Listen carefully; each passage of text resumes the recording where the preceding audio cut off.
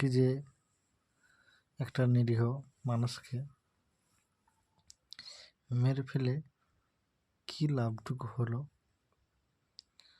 ক্ষণিকের দুনিয়ায় আসি আমরা মানুষ হয়ে, কিন্তু এসেছি খালি হাতে, যাব খালি হাতে। তাই আমরা সকলেই মানুষ, নিরিবিলি পরিবেশে আমরা মানুষ হয়ে চলে যাই এই দুনিয়াতে।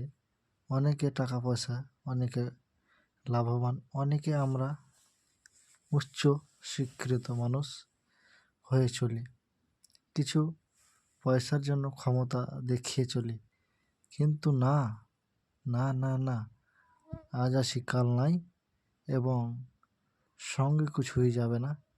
এসেছি আমরা খালি হাতে এবং উলঙ্গ অবস্থায় এসেছি, ফের আপনাকে উলঙ্গ অবস্থাতেই যেতে হবে।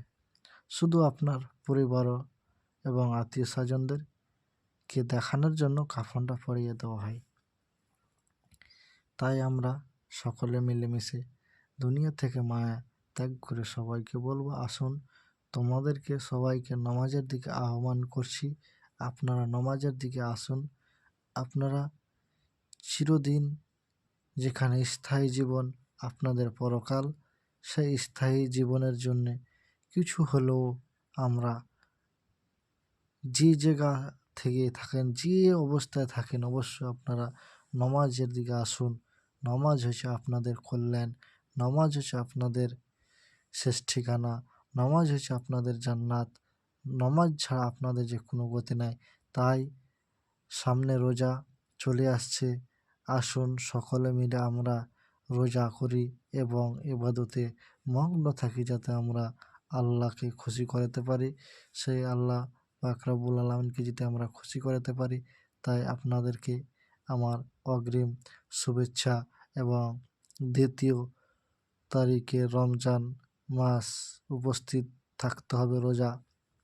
2 তারিখেতে সম্ভবত 2 তারিখ রোজা থাকতে হবে, 1 তারিখ হয়তো রোজা আপনারাকে রাত্রে ধরতে হবে। তাই সকলে বলি আমরা আমিন, কিন্তু আমরা সকলে আল্লাহকে যাতে ভুলে না যাই, তাই সব সময় বলবো আপনারা আসুন এবং রোজার